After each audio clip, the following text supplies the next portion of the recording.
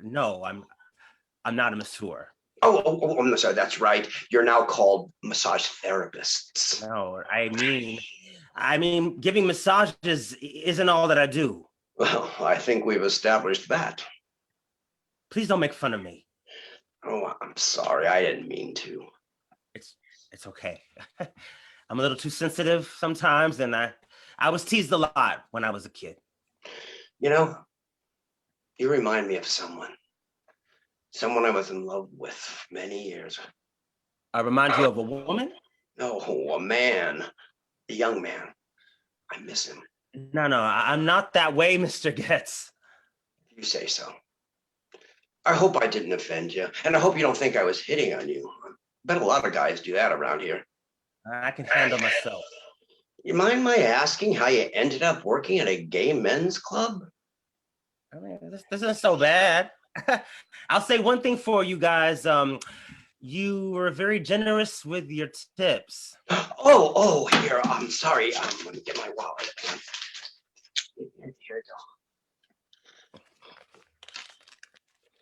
go. We appreciate people who understand our special needs.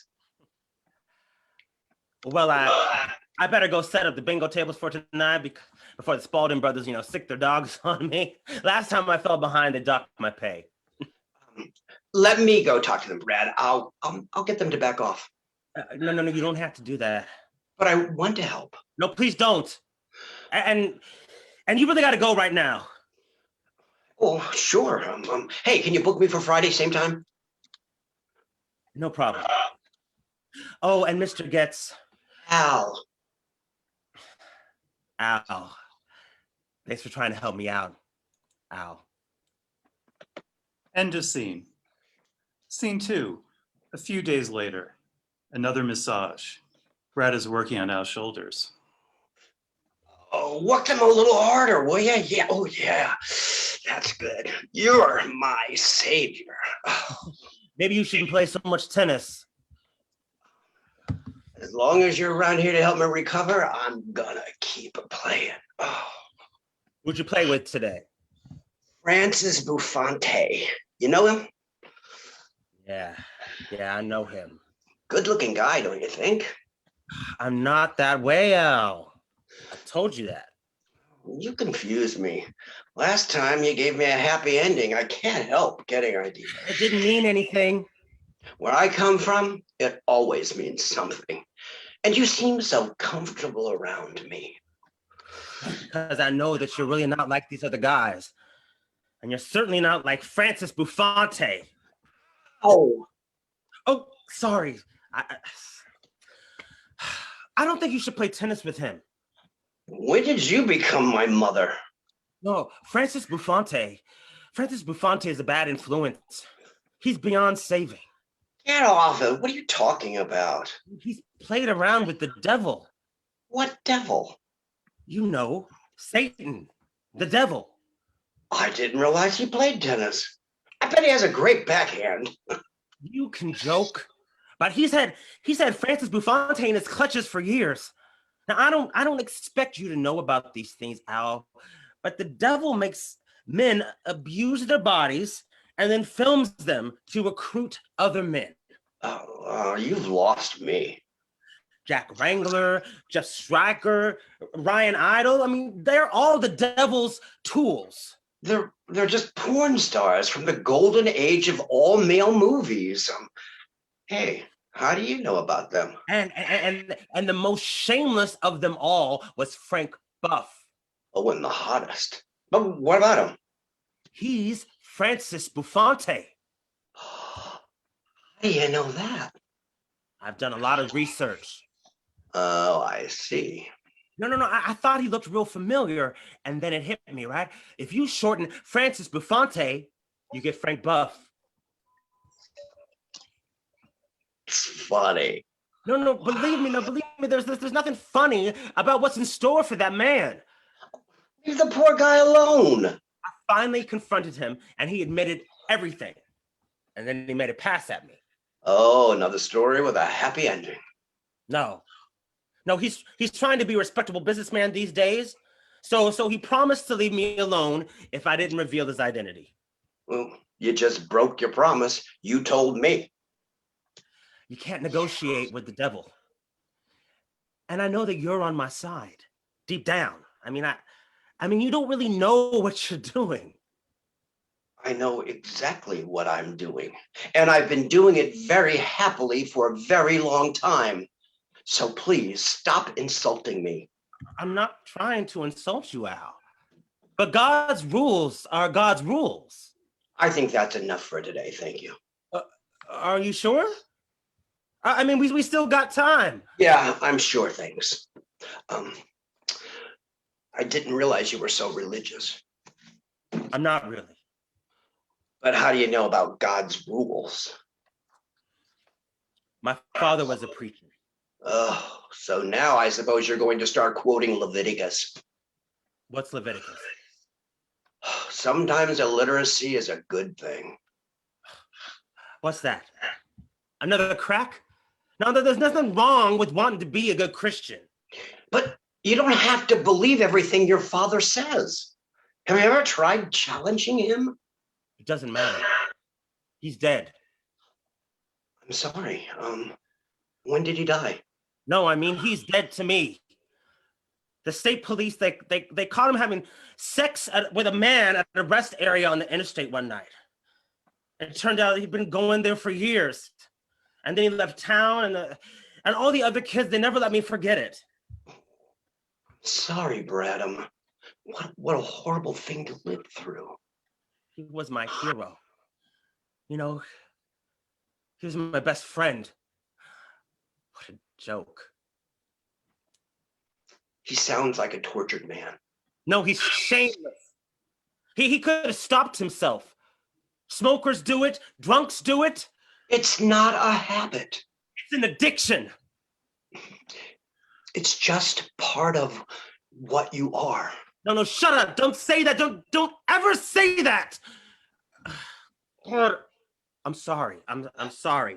I didn't mean to do that. That was completely inappropriate. Are you all right? I'm frightened, Al. You seem more angry than frightened. No, I'm scared to death that I've got this sickness in me. And sometimes I get these feelings that I don't want to be that way. Maybe you can't control what you are. I don't want to end up at rest stops. I've never gone to rest stops. I don't know anyone who does. Is that true? Of course it is. I was hoping I'd find someone like you down here. I've been thinking about another way. What do you mean? I need your help. Are you sure this is a good idea? Please, Al. Help me.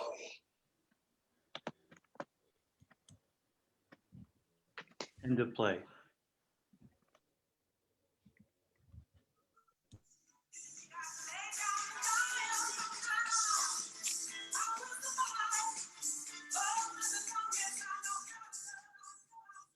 Like a Drag Queen Scorned, Sylvia Rivera, a Stonewall monologue by Diana Burbano from transcripts of Sylvia Rivera's words, directed by Talia Pura, performed by River Coello.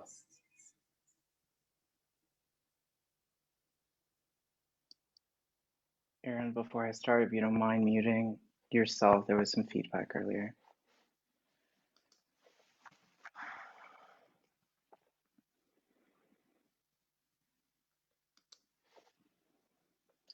My dead name's Ray. I'm not Ray, hueputos. I'm a queen.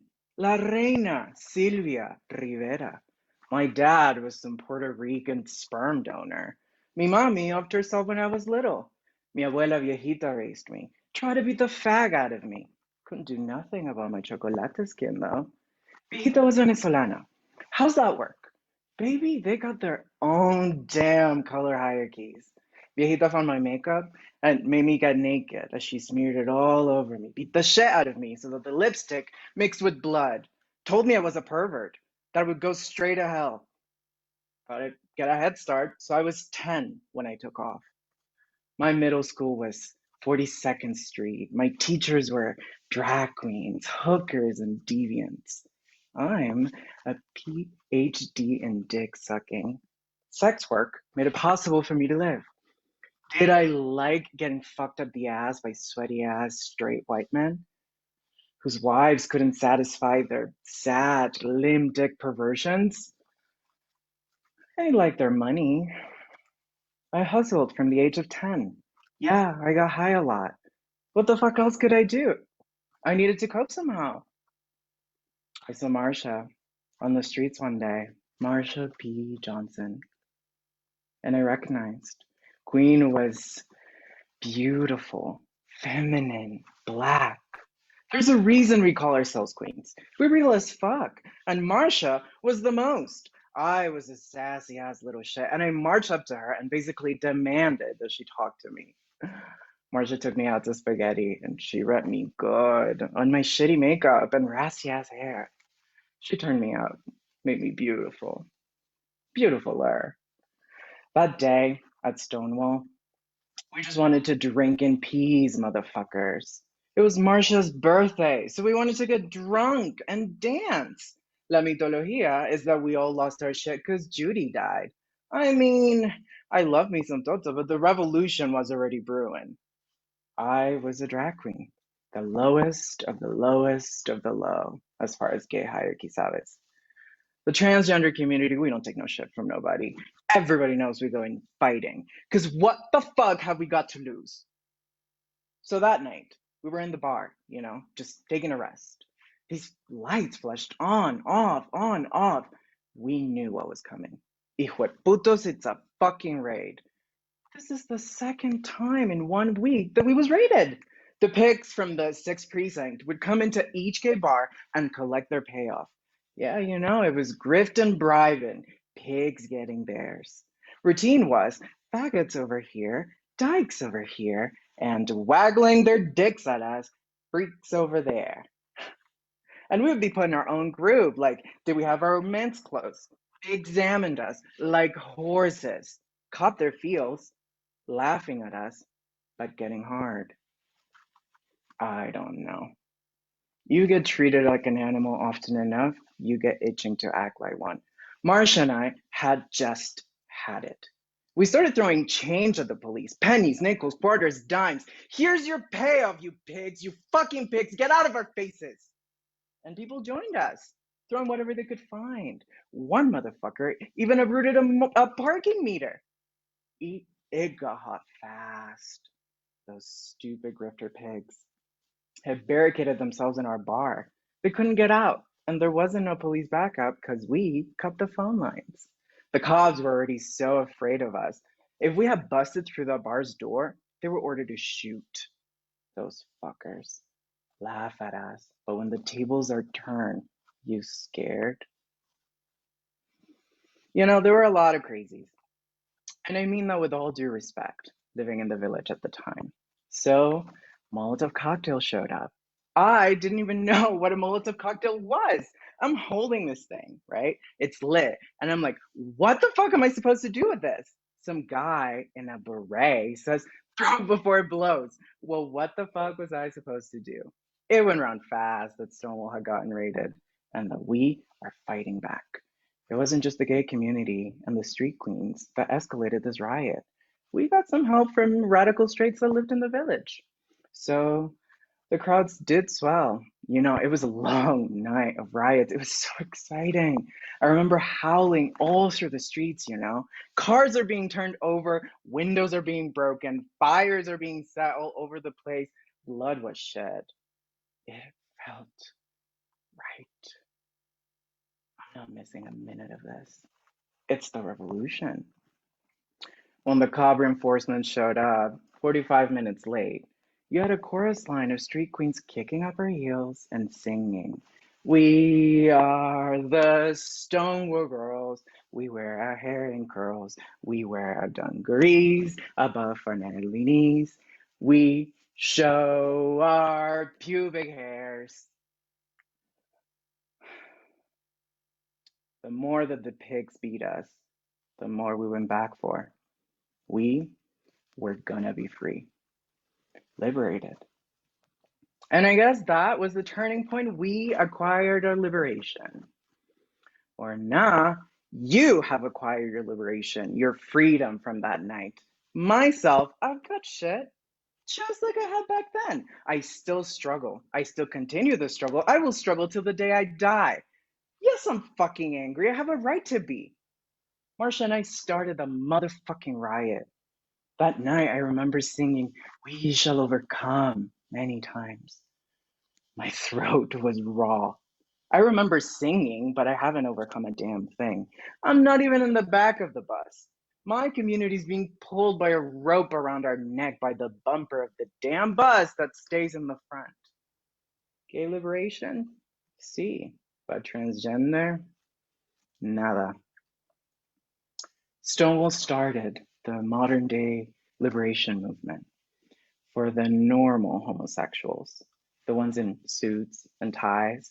One of the first demonstrations they had, lesbians who had never even worn dresses were wearing dresses and high heels to show the world that they were normal. Normal? Ni con su colorete y tacones. This has been going on for the longest time. I mean, before gay liberation, it was the same thing. Drag queens and freaks over there. We're over here. We're normal. That shit, I don't know. Normies. They thought that the transgender community was offensive to women because we weren't real women. We offended them because we did sex work. Everybody thinks that we want to be out there on the streets. No, we do not. We don't want to be out there sucking dick. But that's the only alternative that we have to survive. Because what the fuck else am I going to do? I do not want to go to work looking like a man because I know I'm not a man. I have known this since the age of 10. Some women felt that we were offensive, the drag queens. People that I thought were my comrades in the movement literally beat the shit out of me. Fuck gay liberation. How dare you question the validity of drag queens, effeminate boys or boys that wear makeup like we did, when so many of us be murdered just for existing? No. We exist, we are real, and you normies just have to deal with us. I am comfortable being who I am. The final journey many of the trans men and trans women make is a big step, and I applaud them, but I don't think I could make that journey. Maybe it comes of my prejudice when so many trans folk ran out to the chop chop at Yonkers General. They would get a sex change, and a month, maybe 6 months later, they kill themselves. For what? To fit a label? Don't label me.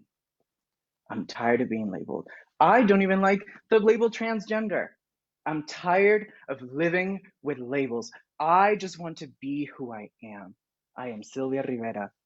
Ray Rivera left home at age 10 to become Sylvia, and that's who I am. The gay liberation movement was started by poor black and brown folk who didn't fit into no clean, neat box. And like always, we got stepped on by white men and white women who are threatened by our existence. But I'm here. I'm queer and in no fury like a drag queen scorned. I keep fighting for my kids, for the hundreds and thousands of street kids who know who they are, who don't fit neat categories and labels, and who need help. The gay community has left a good part of their people in the dirt. And you're goddamn right, I'm still angry about it. You all never getting rid of Sylvia Rivera. You can try, but this queen gonna haunt you till you step up and acknowledge. I make you uncomfortable? Well, good.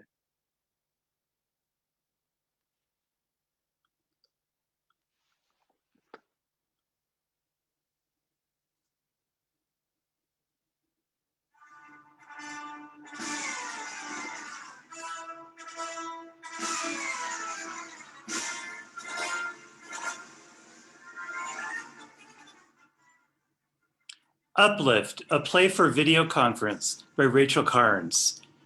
Directed by Georgina Hahn.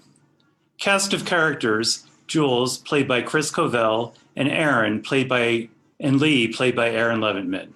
Setting, separate living spaces. Time, late 2020. The year has melted to a puddle.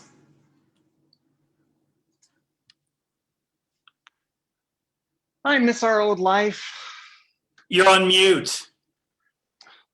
He flies through the air with the greatest of ease, the daring young man on a The cloud-based flying peer-to-peer video conference platform. doesn't have the same ring to it. Why are you in costume? We're only just lying about today, as per usual. It's my new recipe. I thought my sparkly sequins and spandex would make me feel like We're sitting closely in a huddle in a warm pod. no, like we're right here, right now. Ta-da! What are you doing? What do you mean? With your body, what are you doing? What are you doing? I'm eating a cheese toasty. Well, I'm being a starfish. A starfish. This is one of my arms, and this is another, and I have that one and that one. Is your head supposed to be one of your arms then? I guess a short one. How does the starfish decide which are his arms and which are his legs? He's a circle. I don't know. How do you know he's a boy? Why are you hung up on starfish gender? If I were a starfish, I'd eat through a beak in the middle of my stomach. So that'd be something. Do you feel closer to me now? Please stop making that stupid shape. More in touch? Do you think a starfish could learn to use a compass? We've been working on vulnerability, right? Isn't that what the book says to do? Look at me. I don't have agency. I'm not in control anymore. I'm spinning on the ice and What? At least you could try active listening. With what? My tentacles? You just need to fully concentrate, understand, respond to, and then remember everything I say. I'm too busy synchronizing my 2 feet to listen. It's obvious you don't even want to try to work on our relationship. It's not my fault starfish don't have a brain. You're not a sea creature. We prefer the term echinoderm. You have eyes, ears, a heart, so use them. Start by being neutral and non-judgmental. No problem. Open-ended trivialities are my specialty. In Greek, echinoderm means spiny skin. You don't have to fill every moment of silence with some... I've been moisturizing after baths and using a loofah. Now I'm as smooth as a baby. We talked about this. I need to see you listening. What? How am I supposed to feel at ease when you're not offering any nonverbal feedback? You know, the space between us is... Smiling, eye contact, leaning in? Like this? I guess. Nod your head more. Say, Hmm. The attentive listener needs to lean slightly forward or sideways while sitting. Got it.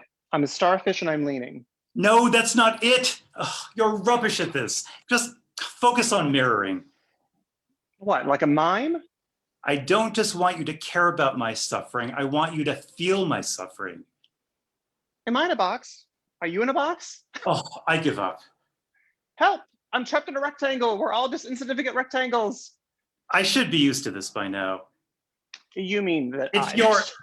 Goodbye. Wait! Please. Isolation is just making me itchy. You have reached a pre-recorded auto message saying, sorry, I can't talk right now. All the itching might be my new laundry detergent. Will you shut up? Or it could be this unitard. I'm doing our old routine in my head. These fabrics don't breathe. Not that you notice my effort. I'm wearing eyeliner. Feet across, heels off, hocks off, twist. I've tried to be caring. Splits, front end, back end. I've brought nothing but positive energy to this since day one, but you just Straddle keep... whip, half turn, cut catch. All your scratching is breaking my concentration. I took that quiz on their love languages. Turns out it's baby animal videos. I miss the air. Baby panda is bothering that lady while she's trying to rake up leaves. I miss flying. Baby kitten's having a spa day. You want to watch one? I can just screen share your favorite. I miss... I hired a hypnotist to help me curb my creative impulses. You should try it. I miss you. Excuse me? Well, love is Love? Do you love me? Because I love you. love is particulate, dust, Oh, an accumulation of the familiar. that's romantic. Millions of meteors occur in Earth's atmosphere daily, but they're too small to notice. Do you want to get married? If we could still practice our passing leaps, our pullover shoots, I might feel more certain. Life is more than penny rolls and triple layouts. There's taxes, car payments. But we know each other up there on the rigging and in the tumble on the net. Have you given a good think to babies? No sleep, spit up. We built what we have by flying and catching. What are we on terra firma? Terra firma, from the Latin, it means... I know what it means, firm earth, my feet on the ground. If we get married and have children, we'll be forever stepping barefoot on Legos. I can't imagine the future. Who are we now?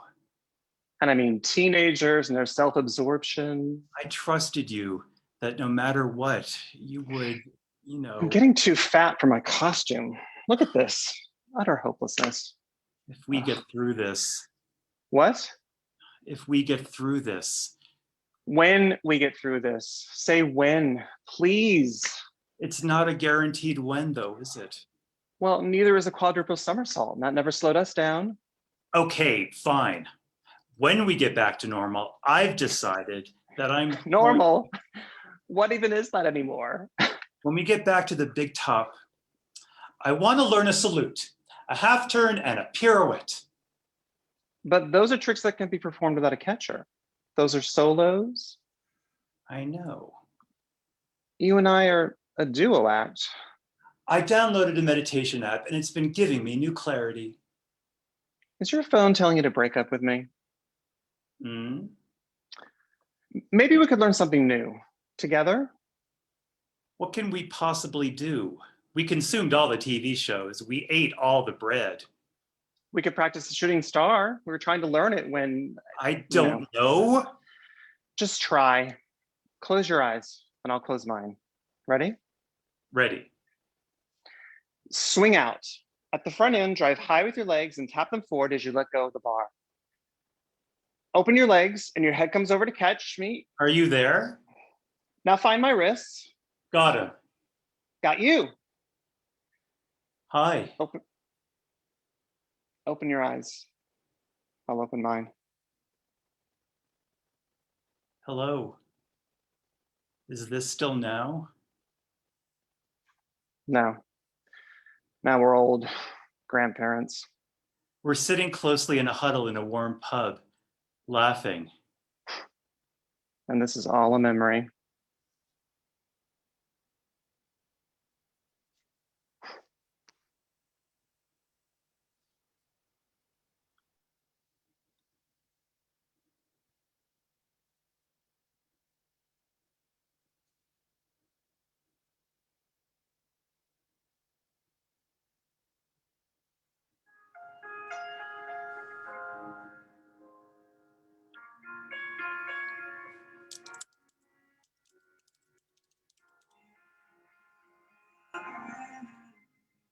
Last and Always by Allan Baker, directed by Duchess Dale. Cast of characters, Matt, played by Tony Melson, and Kevin, played by Bryce Townsend. At Rise, two men in their 20s. One is in a rec office in a high-rise building, the other two in an apartment in the city, and they are on a phone call together. There is a loud crashing sound, the sound of glass shattering and debris scattering, then the whoosh of a firestorm, followed by a low, constant rumbling.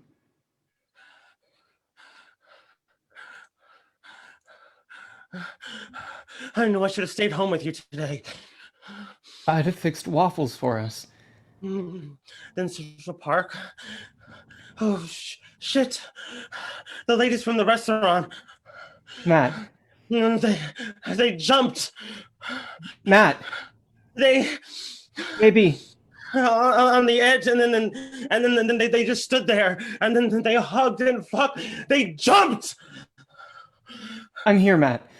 Their purses. They took their fucking purses. Oh, fuck God. I'm here, baby. They.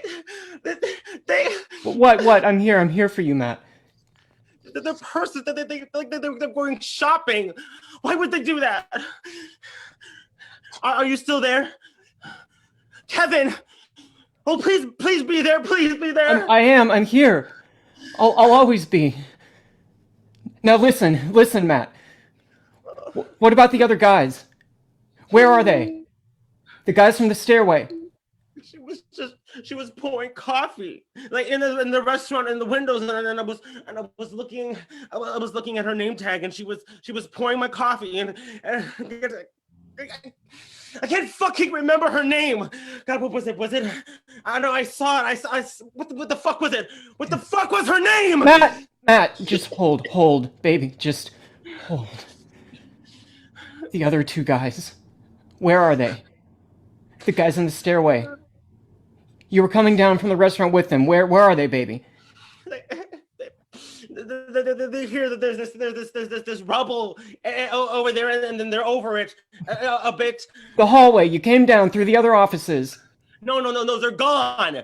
All the offices and all the people. Oh God, all the people. There's just us now. Oh, Kevin, and the fire. Kevin. Matt, just listen to me, baby. The other way on the TV, it looks like.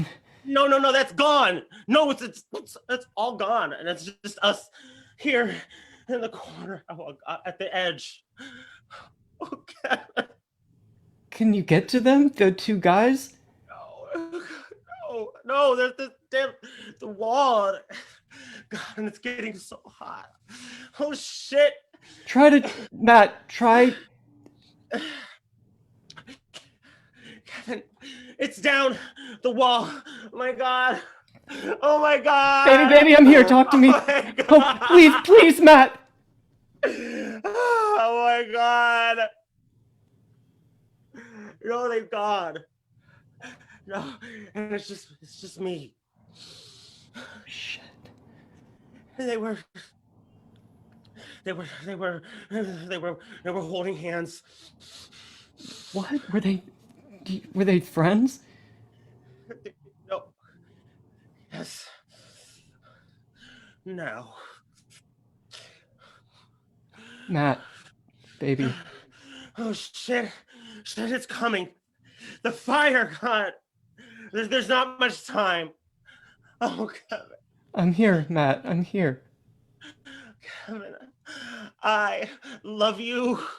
I know, baby. I know. I love you so much. Kevin, I can't be here with the fire. I can't. You won't be. You won't be, baby. You won't.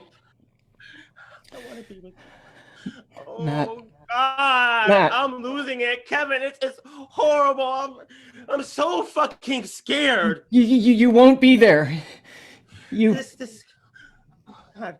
No, this can't be happening. Kevin, this is all there is? My life? Oh, shit. I'm here, baby. Talk to me. Kevin, talk to me. I need to hear you now. Okay, Matt. Please.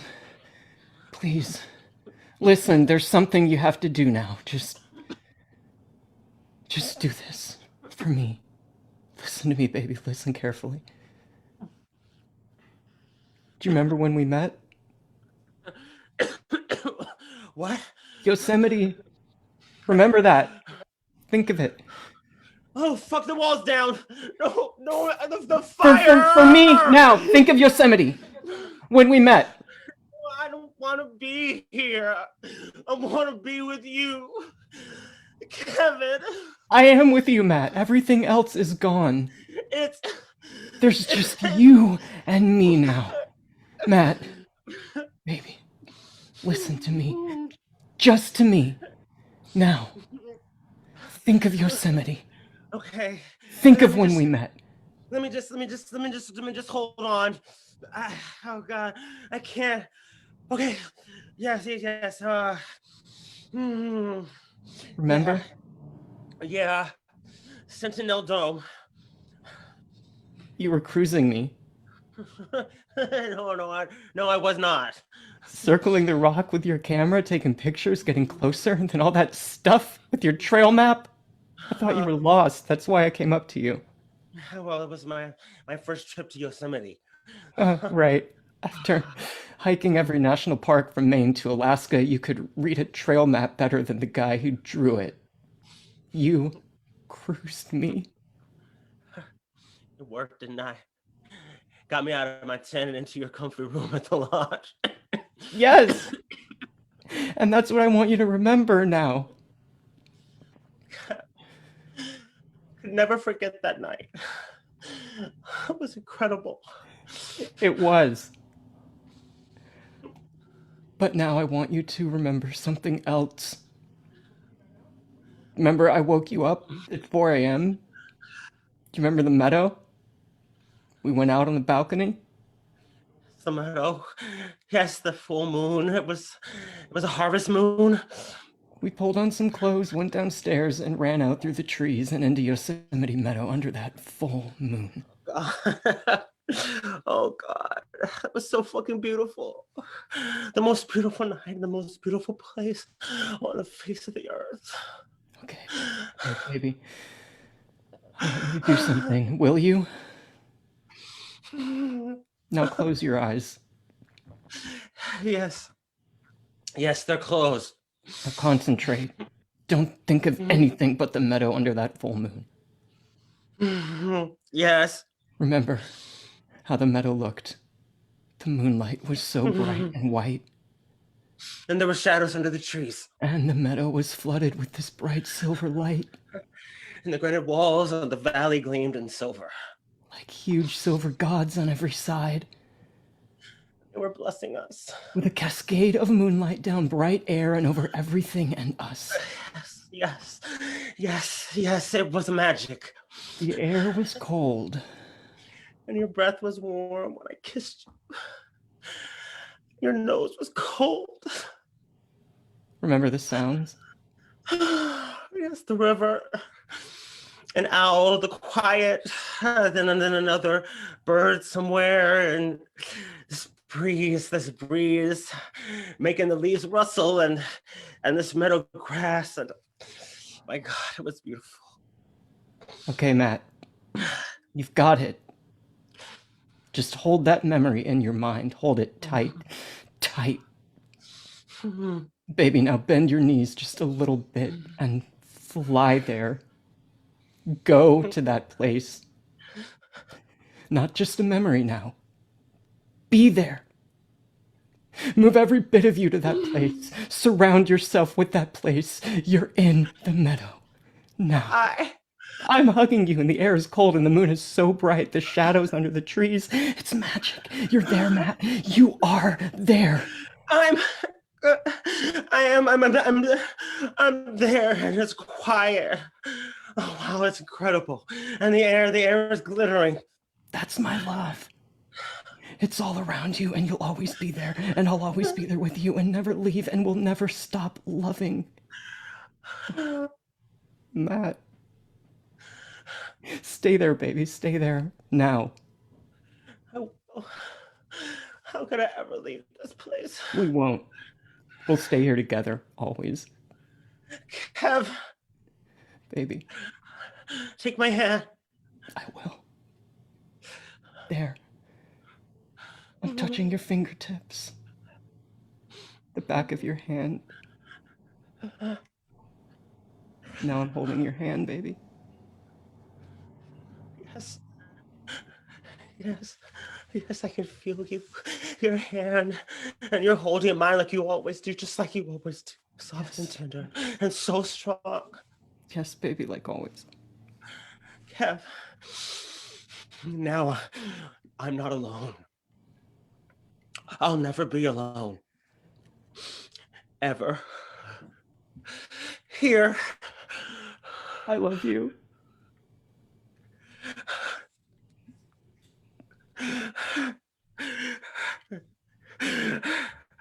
I love you.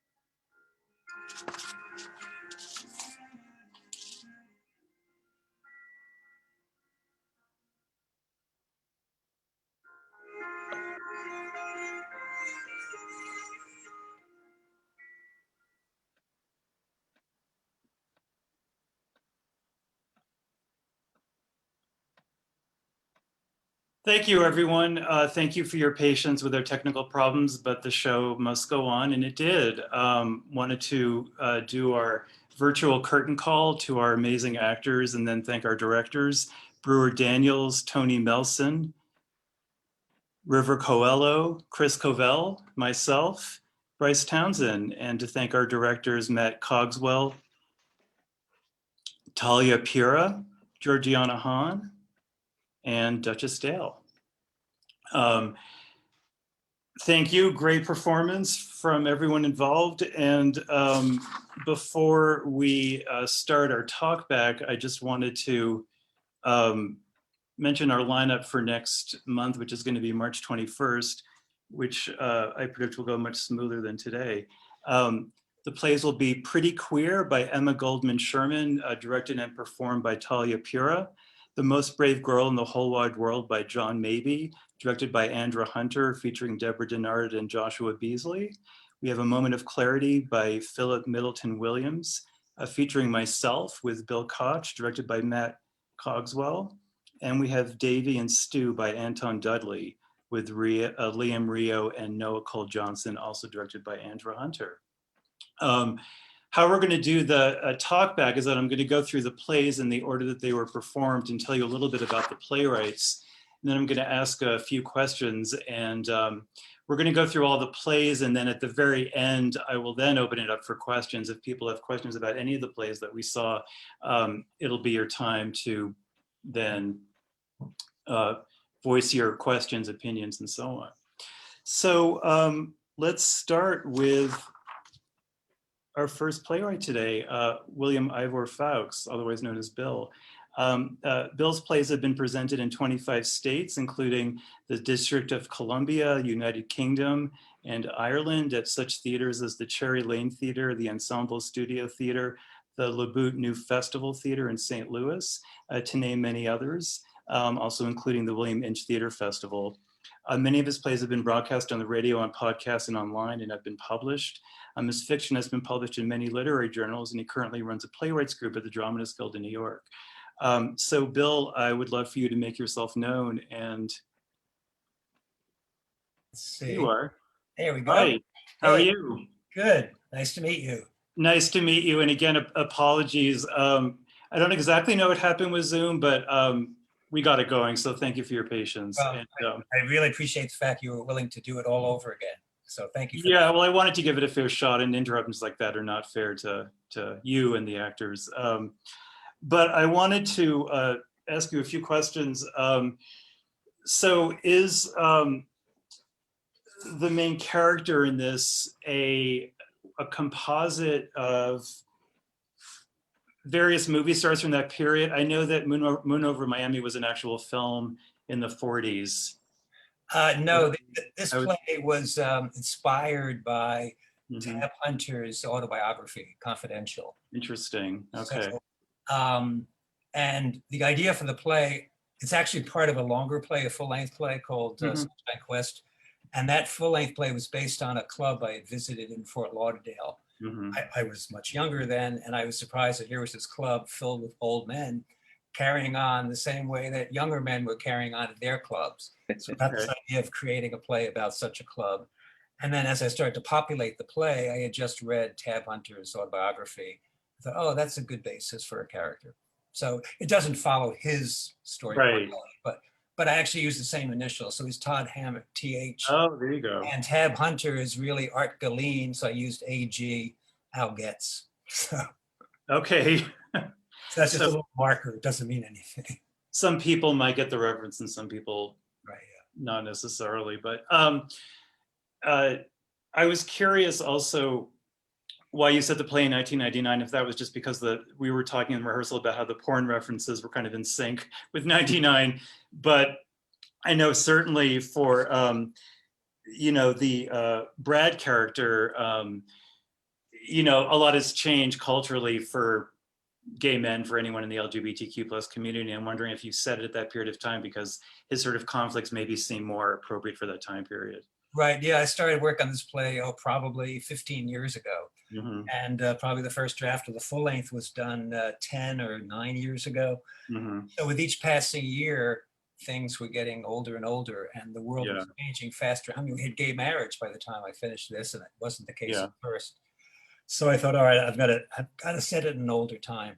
I chose 1999 since it was, the eve of a new millennium.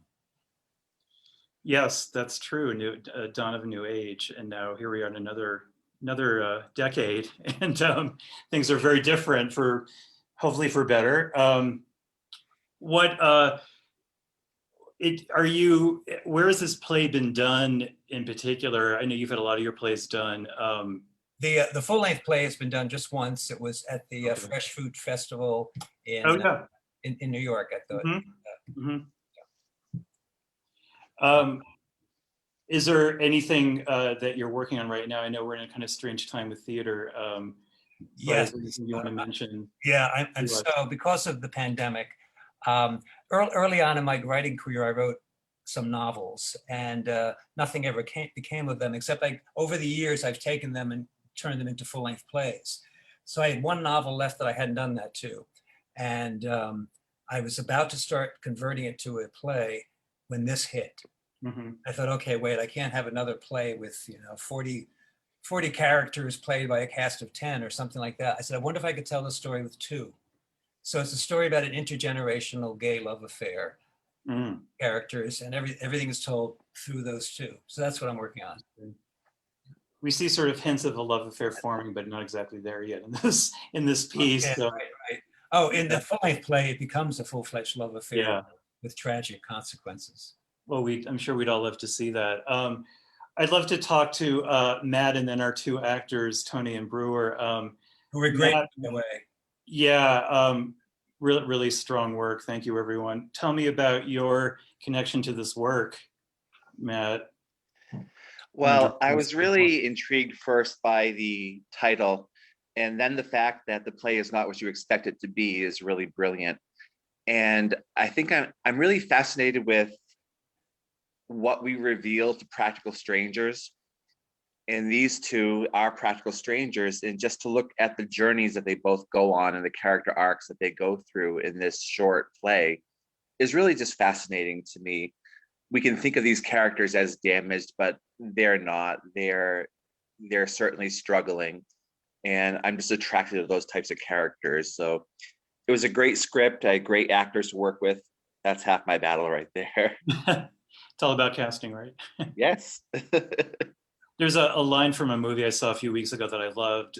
It's a French saying that means better a stranger than someone you know. Mm-hmm. That seems Aaron, you've got my I think you've got my the camera turned off again, so I can't start the camera. Oh no, I just have to it's because I had to turn your camera off at the end of the play. Oh, okay. Yeah. And if I turn your camera off, I have to turn it back on. There you are. Yeah. Tony, I'd love to hear your thoughts about this character. Oh, you're muted. There you go. There you go. Okay. Yeah. Yes. It's fun. It's definitely, you have a character who is definitely, fighting with his, coming out, I guess, or trying to come to terms with his repressed homosexual urges. And, you know, it's like, what better place to, you know, work than at the gay men's club. So you can kind of be around the gay life, but not really be gay. And it's nice that, babe, can you close the door? Thanks. My boyfriend's listening to the show right now, and the echo was like driving me crazy. I think we heard something. I really enjoyed the what you said about the full length play, because I think that last beat we were kind of didn't really know like what happens, like when he was talking about like I know another way. When they were just trying to make choices and stuff. What is that? What did that refer to? Because I don't think we ever really figured out what was happening in that particular moment. Well, there's a stage direction there which says something like he lunges at Todd Hammond. No, in other words, he kisses him. He grabs him. Oh, yeah. Him. So he's thinking the other way is, here's this guy who's really nice and not threatening, and he's a movie star. Maybe he can teach me how to deal with this, how to come out. Okay, and then you said in the full length play they get together and stuff. So yes, you know, that makes sense. So they start a relationship, and it's very volatile relationship because the younger guy is kind of hot-headed and still struggling with all this. Yeah. And then there's a tragic ending, which I won't go into. Oh no. Read it now. Yeah, no, we all want to read it, or hopefully see it performed. Brewer, let's hear your thoughts. I know when I sent you this play, you were like, "Oh, this character, it's like it takes place where I live," or something like that. Yeah, because I'm in Fort Lauderdale right now, and so Okay. I was just on Las Olas yesterday, but not at the Quest Club. And you do look like you could be Tab Hunter. You know what's so funny? When I was younger, people said I looked like Tab Hunter, and so, but I pictured kind of what you just said about the ending. I pictured I helped him be safe in coming out. That's how I kind of looked at this ending. Now I want to read the full length, but and I want to be in the full length, but little hint there. Okay, we need to move on to the next play, but thanks to all of you. It was a lot of fun, and thanks for putting up with our little mishap. But we got it. You know, for writing a great play for us to do. Thank you. And we hope to, you know, work with all of you again. So great, thanks. Okay, great. Let's move on to Like a Drag Queen Scorned, Diana Burbano. Diana is an equity actor, a playwright. There she is. Hi. A teaching artist at the South Coast Repertory and Breath of Fire Latina Theater Ensemble. Her play Enemy Flint premiered in April at the Rio Hondo College, and a lot of her plays have been seen all over the world. She's also had a very extensive career as an actress, and was recently, or I wouldn't say recently, but she was in the Oregon Shakespeare Festival's Latinx Play Project 2016. So thank you, Diana. It was great to, it was really an honor to present this play and Sylvia's, you know, work and legacy. And I wanted to start by just asking you, it's probably an obvious question, but you know, I'm someone who thought I was pretty well informed about the Stonewall riots in that period of time, but I actually hadn't heard of Sylvia Rivera. And I'm sure if I haven't heard of her, a lot of people haven't. Do you think that the sort of recent Black Lives Matter and Black Trans Lives Matters movements have sort of increased visibility for some of these luminaries from that period of time, and sort of brought those stories currently now to the surface in a way that they hadn't been, in a way that they were left out of history before? Yeah, definitely. I do think there's a lot of that. There's also, I mean, with Sylvia, and a lot of the things that I found very interesting about her was she did get herself into a lot of trouble. She was very, very combative, and there's a lot of conflicting evidence or information as to what's true or what's not. So I don't make any judgment about that in the piece. I just put her words in and kind of molded them together to make a story. I don't claim it to be, I don't know what the truth is. You know, if you look, a lot of people say she wasn't at Stonewall. A lot of people say she was at Stonewall. And she's gone now. So we're never really gonna know. But I thought it's interesting to me because erasure happens because people don't want to hear from that side of the story. And I thought, how interesting that from this brown woman's perspective, she wasn't being heard and people diminished her story. So I thought, I'm just going to go ahead and believe what she said and going to write it out that way, because she believed what she believed and what she wanted to say was important to her. And I do feel has been a lot of erasure of Black and brown people. And there were a lot of people there, and I'm sure there'll be more that will come out that we'll be able to discover once more people are allowed to tell their story. Well, and I think people's image of what the Stonewall riot was, including mine, was very different. You know, I think a lot of people weren't aware that, you know, trans people of color were the ones that led the riot, and that, you know, a lot of people's image of the Stonewall riots was, you know, Sylvia talks about, you know, the fact that, you know, a lot of gay men were sad about Judy Garland dying is what started the riot. And that's been sort of something that we've heard for decades. And she's like, that's not telling the full story of what was going on for LGBTQ people in that period of time and why the riot happened. So I think, you know, the fact that the trans people of color have been somewhat erased, and I think hopefully now we're finally being included in that story is really crucial for, you know, such an, you know, amazing, you know, contribution to the LGBTQ movement and to the rights that we have today. So I'm curious how you construct a play as a playwright from someone else's words.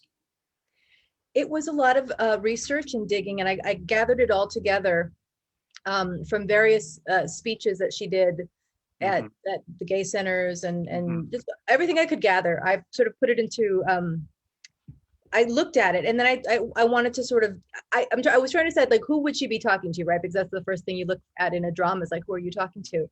And I thought, if this was if she was giving the speech right now today, like came back to life and gave the speech, what would she say? And so she'd tell you the entire story. And I almost didn't have to do anything except put it together because she's so compelling and so interesting and so funny, you know. Mostly I got out of the way and I did a lot of editing, but I just tried to make sure that it had a flow for us people who were listening to the story for the first time. And it's a wonderful piece that can sort of like be performed anywhere. You know, it's like this amazing standalone piece of theater that's this incredible part of history too, that serves both purposes. And that's what I love about theater like this. Yeah, and I have to say, I've never seen it performed, and I was thrilled with River's work. I thought, oh, beautiful, just completely beautiful. And speaking of River and Talia, I'd like to bring you both on and you speak about your experience working on this. River, I know that you, there you go.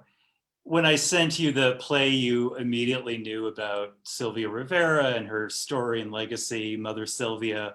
You had an immediate connection to her, and I'd love to hear about your feelings about working on this. Oh, you're muted. Or your volume's down.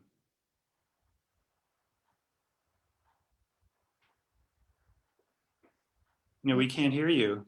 Oh. You're not muted, so. Let me try. I'm going to try.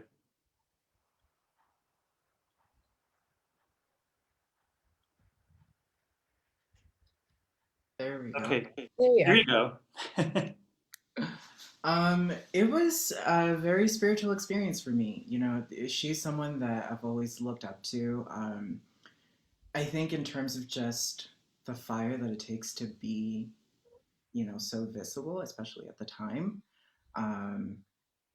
I, you know, did a little bit of organizing while I was in college, and, you know, as I was learning more about queer movements and, you know, trans movements, she came up, and I've always sort of looked up to her as like the mother of the movement, you know, and to be able to play her was a great honor. I also, I'm not this way, right? So it was a complete departure for me. It was, I mean, I can be sassy, but like, you know, it was bigger than life, and it was really fun to, I guess, just step into that. I really enjoyed it. Talia, you are someone as a performer who writes, directs, acts, produces plays about famous women in history from Ethel Rosenberg to Marlene Dietrich and many others. And I'm just curious from that perspective how you feel Sylvia Rivera's story fits into this canyon of amazing women. Oh, it definitely does. It's right in there. And probably because I'm Canadian and wasn't living in the US at the time. I mean, we kind of heard about it, but it was really, really interesting for me to dig it down deeper and to actually watch her speeches and to read more about the Stonewall riots. And she absolutely fits into my canon of women who should be a lot more famous than they are, and who were very well known in their day, but then history just kind of set them aside. So thank you, Diana, for writing this and bringing her forward, and River for doing such a fabulous job of embodying her and bringing yourself into that, but really showing us who she was. Loved it. I really enjoyed working on this project. Yeah, I loved it. It's just gorgeous. Yeah, excellent. Well, let's move on, and thanks to all of you. We hope to work with you again. I know Talia will be working with you next month. But River and Diana, of course, we'd love to do more of your plays. So keep us in the loop with what you're doing. Yeah, thank you. We're going to move on to Uplift, Rachael Carnes. Rachael, after spending 2 decades dedicated to founding and directing a nonprofit organization devoted to providing arts education for children with disabilities, she received a 2020 Oregon Literary Fellowship, has had 250 readings, development workshops, and full productions across the US, the UK, the Middle East, Canada, and Asia, with invitations to develop work at the William Inch Festival, the Kennedy Center. She also is the founder and editor of Code Red Playwrights, which is a consortium of writers across the country responding to gun violence. She's a regional rep for the Dramatists Guild. We were thrilled to produce her play Wabi Sabi a few months ago, and it's great to have you back. Yeah, there's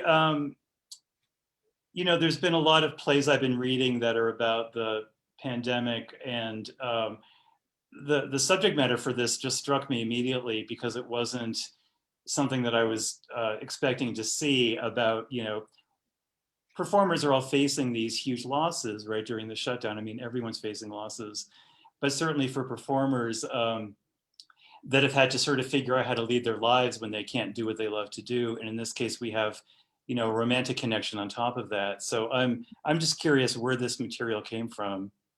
Yeah, it's well, first of all, thank you. As a performer as well, producer, performer, you did a beautiful job, and your castmate and director were wonderful. Thanks for your time. I'm sorry, Georgina couldn't be here. She's okay. She's on a shoot right now. So okay. Yeah, so I think Uplift came from just my empathy for anyone working in the performing arts who is cut off from their practice.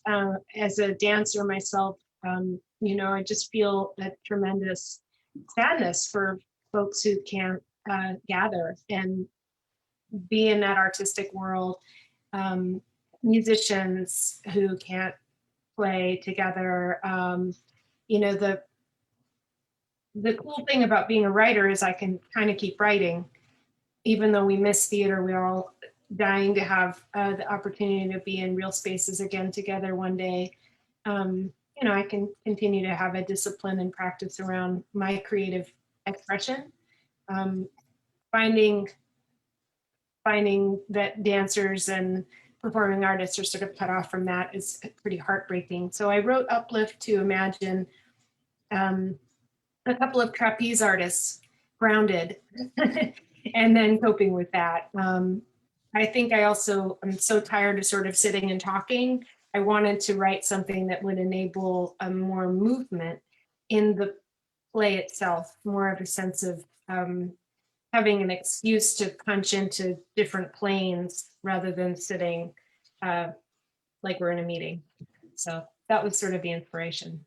Yeah, and this developed in London. I was working with a theater there, and so I had a little creative team, and we kind of worked on it together. And sort of it came out of the feeling that a couple of actors in that community had of just loneliness and isolation, and wishing they could practice their craft.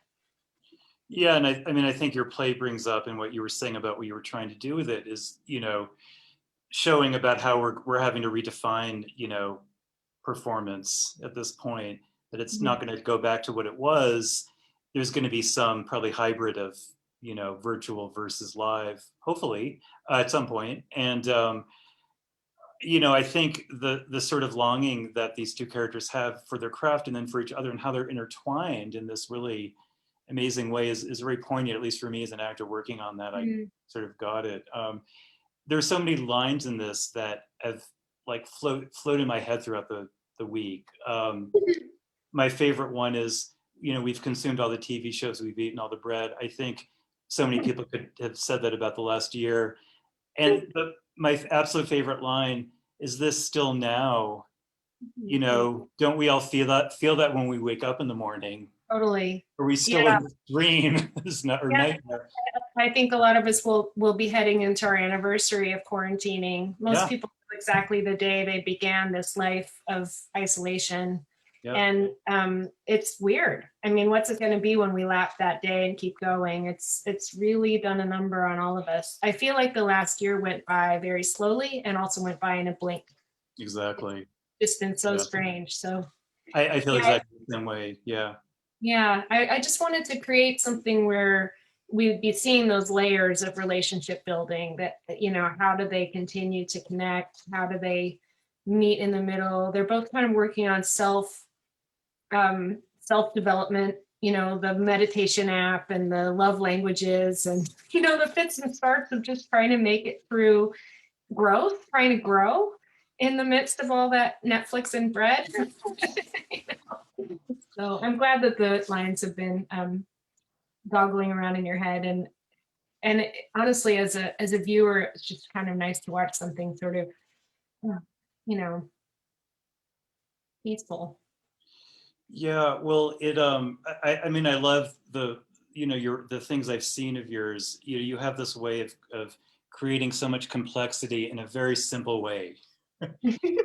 You look at the page and it looks very simple, but it's not. And I love that. And it's very concise writing and very rich writing. And it was beautifully performed, really beautifully executed. I think the memorization was really nice because when it was done in London at the end of the fall, it was done as a reading. And those actors were really game and excited, but they had little time to rehearse. And so the very ending, when they say, close your eyes, and that kind of leap of faith that they're doing their routine together and in their imaginations, they couldn't do because they're reading the words on the page. So it's really neat to see it fully realized today. And I'd be curious to see how something like this would be in a real space. I don't know, maybe this is just a little video conference play, and it only exists in this ephemeral moment where we're all in Zoom. And then when we get back into the other time, it goes away. I don't know. Well, it's interesting because now writers are adapting their plays to Zoom, but you're right. I'm wondering if people that write plays for Zoom are going to try to adapt it back to live theater. I don't know. Is that going to be possible? I think it is.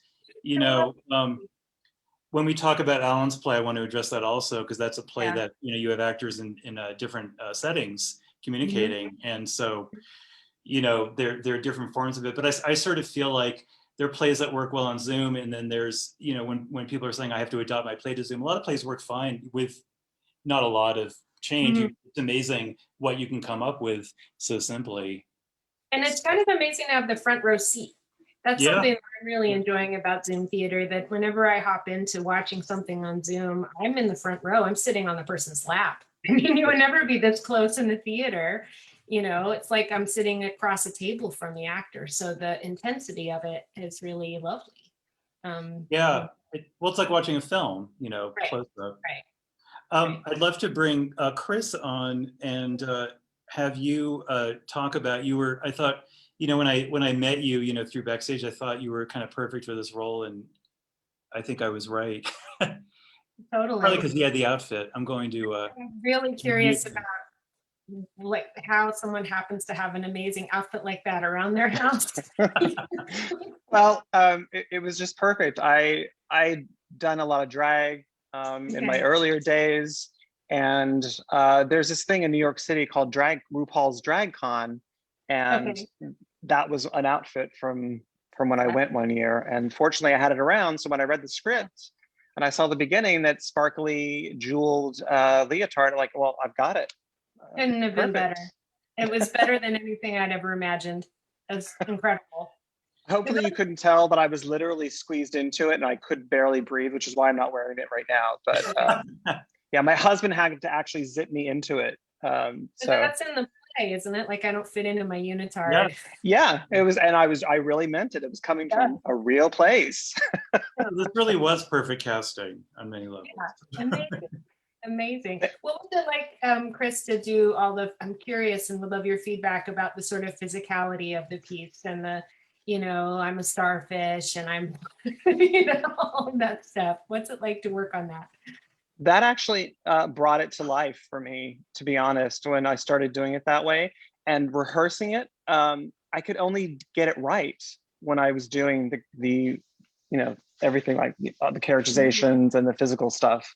Mm-hmm. That's when it came together for me. It's such a well-written play, and it's so surprisingly, when I first read it, when Aaron contacted me, it was very just simple, and then it kind of grew. It grew on me and became this thoughtful, quirky, and funny play. So yeah, it felt great. That's great. I'm glad it grew on you, and I'm glad that you kept finding more things to discover within the process of rehearsing. It's satisfying to see things working, like the starfish arms, and is that one supposed to be, is your head a short one, and stuff like that, because I'm just visualizing that kind of stuff would be fun, and absolutely, you all nailed it. Thank you. We had a lot of fun work. I'm sorry Georgina couldn't be here. She's a sound engineer on a radio play or something, and she is working this weekend. But the three of us had a lot of fun doing this. So, you know, it says a lot about the material because it comes from, that's where it starts. So we need to move on to the final play, but just to thank you both. And again, hope to work with both of you again soon. Thank you. Yes, thank you for bringing me into this, and I hope to work with you guys very soon again. Absolutely, Chris. Great work. Okay, let us move on to the final play, Last and Always, Allan Baker. Allan's plays have been performed from coast to coast in the US, Guam to Ontario internationally. He's had plays produced Buffalo United Artists, the Valley Repertory Company of Enfield, Connecticut, Salem Theater Company, Uptown Players in Dallas, a Dallas Pride Festival, and his play Dex and Abby was produced at the Ground Floor Theater in Austin, and in 2020 by Pride Films and Plays in Chicago. He's been a finalist in many major theater festivals, and wanted to bring Allan on now. I know you're here. Here he is. Hello. Hi, Allan. So I wanted to start, I know, and correct me if I'm wrong, but I'm pretty sure you said that this play was in a series of short plays dealing with a particular couple, and this was sort of the final chapter. Is that accurate? Yes, it began in a 48-hour writing challenge by Scriptworks here in Austin, where we had to come up with a 5-minute radio play, and we had to include 3 different random things as part of the play. And so what I thought of for this was, I only have 5 minutes, the characters only have 5 minutes. And I actually started with the middle scene, the one that comes just before the one that we saw in this play. It went well. It was actually the first play I ever had produced. Wow. 5 minutes. It was produced by Emerging Artists Theater in New York City. Yeah. For their fall festival. And once it was done, I converted that last scene to a 10-minute play, and that one has been around quite a bit. It's had 8 productions, would have had 9 except for COVID last year.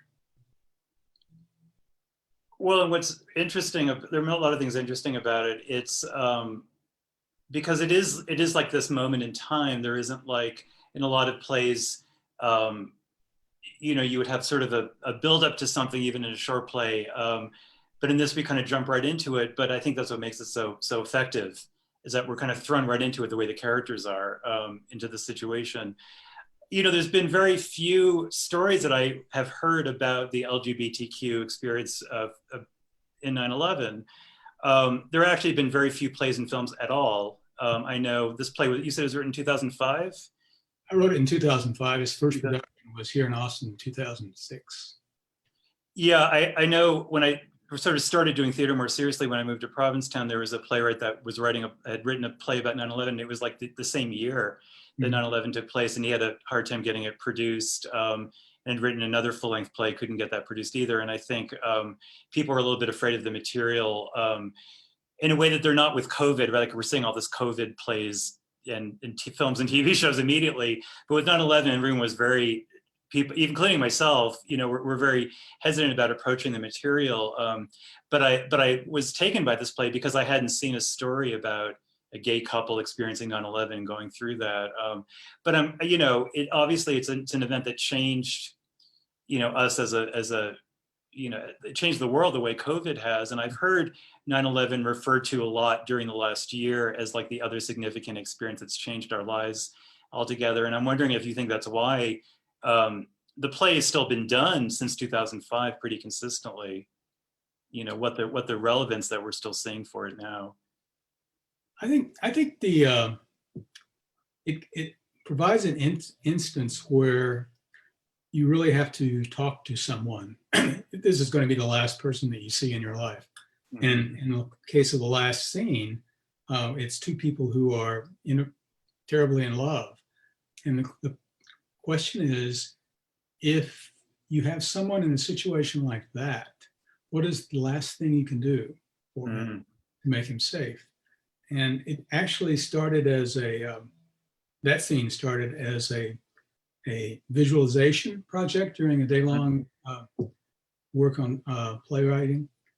And the first thing in the visualization was, think of the most beautiful place you've ever been, and then write out a description.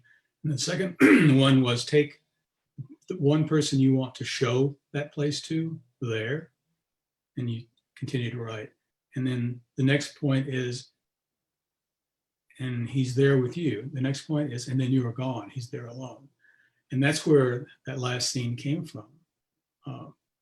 It was my visualization, and I wanted to put the actors through that process of visualizing and then going to a place like that.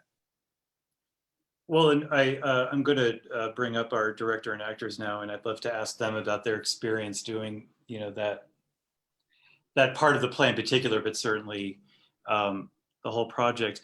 Duchess, hi.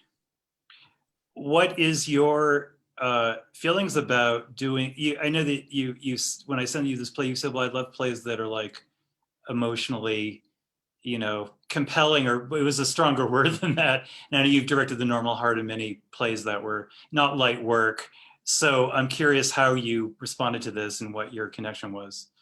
Well, hello, and it's exactly what Allan just described. What drew me was that unselfish gift that Kevin gave to Matt with the visualization. I certainly didn't know the genesis of the visualization or why Allan put it in the play, but beyond the dramatic scope of the time and place, which of course draws all of us in instantly, it was that gift, that thing that they shared together, but he was giving that to him as a final "I love you." It just sent me on the other side. So that was it. Thank you, Allan. And thank you to my guys. Oh, my guys. Yeah. I have to say about the actors, though, I've seen this play so many times and they made me cry. Really. They were that good. You know, I am very blessed to have such, I say this every performance, but I mean it. I'm just blessed to have such talented people in my life that are interested in doing virtual theater. So let's talk to our actors. Bryce, we'll start with you. What was that experience like of the visualization, or anything else you want to say about your character? Well, Allan, it's nice to meet you and see you. I've been visualizing you, honestly. And Aaron, this was just a fantastic team that you put together to take this on. I found this script to be a very clear roadmap to jump on. And then the challenge is just keeping it together and doing it and not being overwhelmed by it. I agree with everything that Duchess said. I think that the gift and the visualization in the end is the perfect thing to do for someone who is going to die soon. What more can you give to someone who you love in the last moment, of their life? And the circumstances that you put together, Allan, for that to happen are, for lack of a better word, I mean, they're just, I was going to say they're killer, but that's not the right thing to say, but they're just, it's really, really well put together. And I enjoyed working on it a lot and working with Tony a lot. Thank you. Great, Tony. I know you told me initially you were a little bit scared by this piece for good reason. No, when I first read it, first of all, I cried when I wrote it because it was like really emotional. So thank you, Allan, for writing something so beautiful. And I was in New York City, and it's in Manhattan on 9/11, so I lived through all of that, so it's also very like, and every 9/11 I go down these rabbit holes of like listening to calls from inside the tower, and some of them are just so gush, and some of the people are calm, and then some of the people are freaking out. And then it's so, I kind of had to get myself in that headspace, and, we've run it a couple of times, and and I was a little nervous because my wheelhouse is musical theater, which is fun, happy stuff. So I'm like, okay, here I'm going to do this piece of drama, but I really enjoyed it because I was able to, really just work on trying to be in the moment and thinking about how I would feel about, if it was the last moment I was supposed to, talk to my partner, and the urgency there, but also, it was really great. Bryce is such a good scene partner, and Duchess really did a really good job at trying to make sure that we had the levels in the scene, so because it would be so easy for it to always be here. And she did a really good job. She did a really good job at helping guide us in the right way. And I really enjoyed this, but I was just thinking oh my gosh, I can't imagine doing this 8 times a week. I mean, you know what I mean? Just the emotional drain as an actor, I'd be oh, every day. But that's why we love doing this stuff. You know what I mean? It was really great. Good work. Well, I've always thought when I've been at a production, most of the productions I have not been at, but been at the production and in the theater, just before the lights go up, I pity the audience actually, because they don't know what's coming. Well, that's the thing too. It's it starts before the reading here, I was pacing around my room trying to get into that place because it starts off already there. So for me, I have to kind of I hyperventilate almost all throughout this piece, because I'm method, Well, and it's almost, asking almost something impossible of the actors, which is to imagine an unimaginable experience. But with actors like the two of you and, Duchess directing, there is a way you can recreate it. And it's kind of the miracle of what we all do as performers is recreating something that's really impossible to imagine otherwise. Thank you. We're running a little late, so I'm gonna sort of end our discussion here. But I just wanted to thank all of you again. Allan, Tony, Bryce, Duchess, really, really amazing Thank work. you for the opportunity. Thank you, Aaron. And Allan, I'm Thank you for glad having us. you're in Austin, aren't you? Yes. So you look like you have electricity and power. So Yes. He says there was some hesitation. Well, there was a period when we didn't, and the water is still an issue in a lot of the places. But I did want to say about the play is that this is going to be published by Smith and Krause in August as part of their anthology of Best 10-Minute Plays 2021. Great. Wow. Yeah, that's great.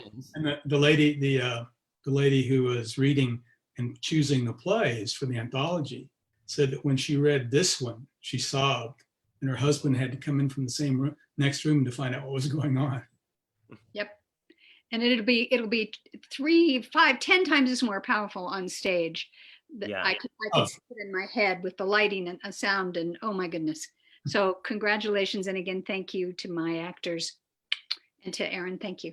Yeah, thank you all. We're going to sign off, and again, thank everyone for their patience with our problems, but we got through it, and as we do, again, as artists. Our next program is March 21st with 4 amazing more short plays, and we look forward to seeing you all then. Again, thanks for being here, and thanks to everyone who participated. Signing off.